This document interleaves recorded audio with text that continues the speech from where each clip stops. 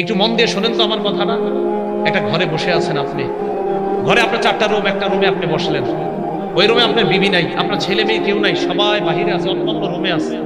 দরজাটা লাগাইয়া দিলেন, হালকা আলো জ্বলতেছে ঘরের মধ্যে, ফ্যানটা চলতেছে বা এসিটা চলতেছে, সামান্য একটু আলো ঘরের মধ্যে, অথবা জানালাটা খোলা, চাঁদের আলো আপনার ঘরের মধ্যে, লাইটটাও ঘরে নিবানো, ছেলে মেয়ে স্ত্রী কেউ নাই ঘরের মধ্যে, আপনি একা।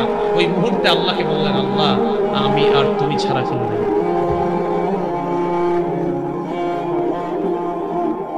আল্লাহ আপনাকে মাফ করবে না, কারে করবে?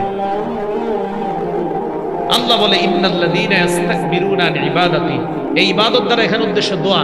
যারা আমার কাছে দোয়া করা থেকে অহংকার করে, ভাই অহংকারী হয়েন না। বলতেছে যারা আমার কাছে দোয়া করতে অহংকারী করে, যারা আমার কাছে দোয়া করার সময় অহংকারী, আত্মুর আল্লাহর কাছে কি বলবো, আমার কাছে দোয়া করতে যারা অহংকার করে, সায়াদখুলুনা জাহান্নামা দাখিরিন, এরা লাঞ্ছিত হয়ে সব জাহান্নামে প্রবেশ করবে। আল্লাহ আমাদের সকলকে অহংকার মুক্ত জীবন যাপন করার তৌফিক দান করেন।